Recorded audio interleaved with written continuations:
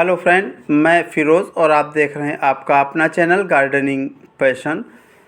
साथियों, आपने फरवरी माह में पौधों की रिपोर्टिंग भी कर दी है, उनकी कटिंग प्रूनिंग भी कर दी है और उनमें अच्छी सी ग्रोथ भी नज़र आ रही है, लेकिन ग्रोथ उतनी अच्छी नहीं है जितनी आप पाना चाह रहे हैं और उनमें ब्रांच कम हैं। तो इसके लिए हमको अब इस समय एक काम और कर लेना चाहिए। जब आपके पौधे पर कुछ न्यू ब्रांच आ जाएं कटिंग प्रूनिंग करने के बाद में, और वो ब्रांच 5 से 6 इंच की लगभग हो जाएं, 4-5 इंच की हो जाए, तो उस समय उन पौधों की आप पिंचिंग कर दें। और अब हम जानेंगे ये पिंचिंग है क्या। जो पौधों से ब्रांच निकलती हैं या जो पौधे सीड से हम ग्रो करते हैं और वो जब बड़े होने लगते हैं और उनमें ऊपर की जो पत्तियां होती हैं, सबसे ऊपर की जो पत्तियां होती हैं, उन पत्तियों को हम नाखून की मदद से 2 से 3 पत्तियों को ऊपर से तोड़ देते हैं। तो ऐसा करने से क्या होता है, फूलों और फलों की जो संख्या होती है उसमें बढ़ोतरी होती है और इसके साथ ही पौधे में नई ब्रांच निकल कर आती हैं, जिससे हमारा पौधा बुशी हो जाता है।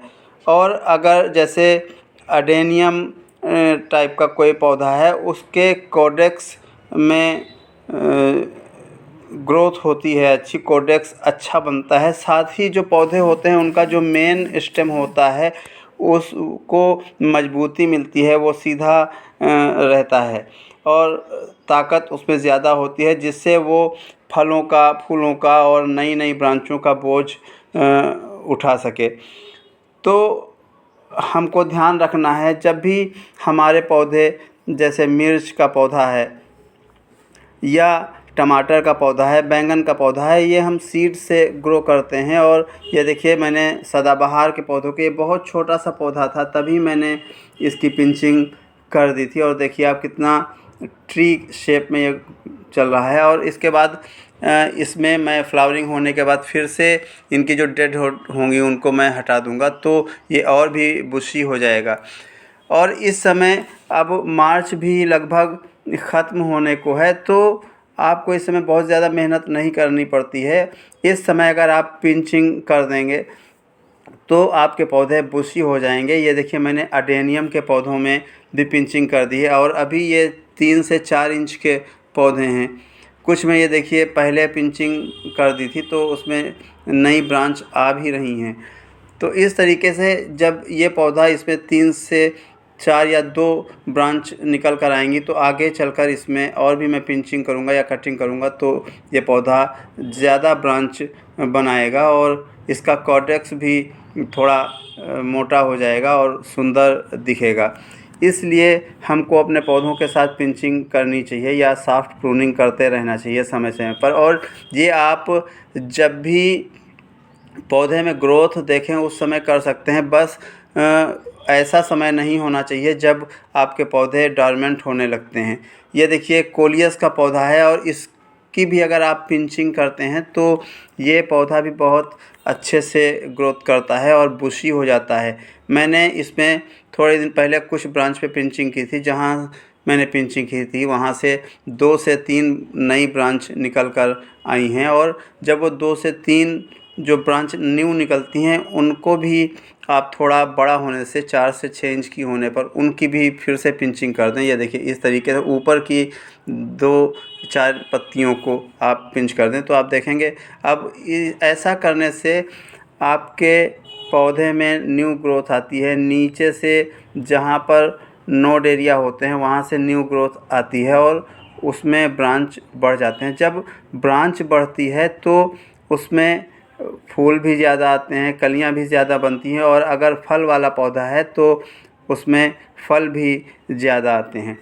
अब सवाल उठता है, हम किन पौधों की पिंचिंग ना करें।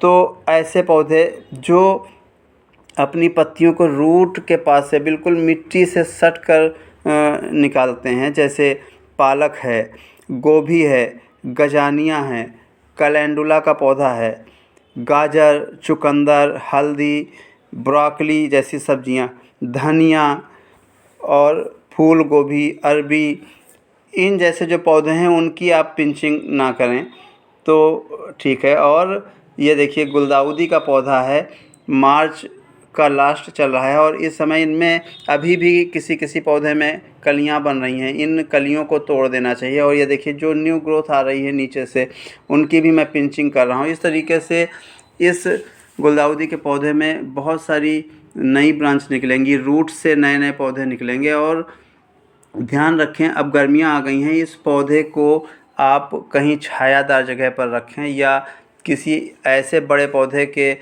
छाया में रखें जहां पर धूप कम से कम इसको मिले और ठंडक रहती हो। मैंने तो इसको एक अपराजिता के पौधे के पीछे रख रखा है और ये वहाँ पर देखिए बहुत अच्छे से ग्रोथ करता है। और ये देखिए अपराजिता का पौधा है, इसकी भी आप पिंचिंग कर सकते हैं। और ये देखिए मेरा बहुत अच्छे से अपराजिता का पौधा बढ़ रहा है। इसमें मैंने वाइट और ब्लू कलर के एक ही पॉट में लगा रखे हैं और जब इसकी आप पिंचिंग करते रहेंगे तो इसमें नई ब्रांच आती हैं और ज़्यादा फ्लावरिंग होती है।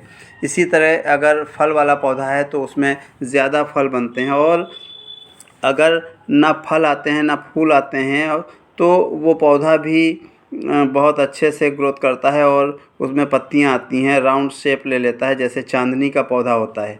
ये देखिए मैंने पोर्चुलाका की कटिंग लगाई थी और ये अब काफ़ी बड़ी बड़ी सी हो गई हैं। और ये मेरा मदर प्लांट है जान लीजिए, इसमें मैंने मिक्स करके सारी पोर्चुलाका लगाई थी। और ये देखिए मैं इसकी पिंचिंग भी किए दे रहा हूँ और साथ में थोड़ा बड़ी सी कटिंग निकाल रहा हूँ जिससे मैं इनको एक हैंगिंग बास्केट में लगा सकूं। और इसके साथ ही जब मैं इनकी पिंचिंग करूंगा तो ये और भी बुशी हो जाएंगी, इसमें नए नए फ्लावर बनेंगे तो इसमें ज़्यादा फ्लावरिंग होगी। ये देखिए पोर्चुलाका के मैं सीड आपको दिखा रहा हूँ, ब्लैक ब्लैक का जो स्पॉट दिख रहा है ये पोर्चुलाका के सीड हैं। और ये देखिए ब्लैक ब्लैक से बहुत बारीक से आपको दिख रहे होंगे, तो इनसे भी आप पौधों को ग्रो कर सकते हैं। ये देखिए ड्वार्फ वैरायटी की चांदनी है और इसकी भी मैंने पिंचिंग कर दी थी। आप देख सकते हैं कितनी जो ग्रोथ है इसमें निकल कर आई है।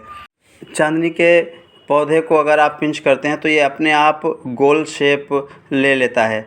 इसके साथ ही आप जो सावनी का पौधा होता है उसकी भी पिंचिंग कर देते हैं तो ये बहुत अच्छे से ग्रोथ करता है। ये देखिए स्वीट पोटैटो वाइन है और इसकी भी आप पिंचिंग इस समय कर सकते हैं।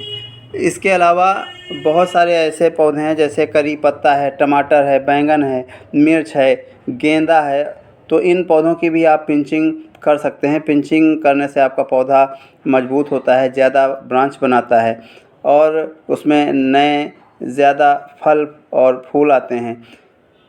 इसी के साथ उम्मीद करता हूँ ये मेरा वीडियो आपको पसंद आया होगा और अगर ये मेरा वीडियो आपको पसंद आया है तो कमेंट बॉक्स में ज़रूर बताएं। साथ ही मेरे वीडियो को शेयर करें, चैनल को सब्सक्राइब करें। फिर मिलूँगा एक नई वीडियो के साथ, एक नई जानकारी के साथ। धन्यवाद।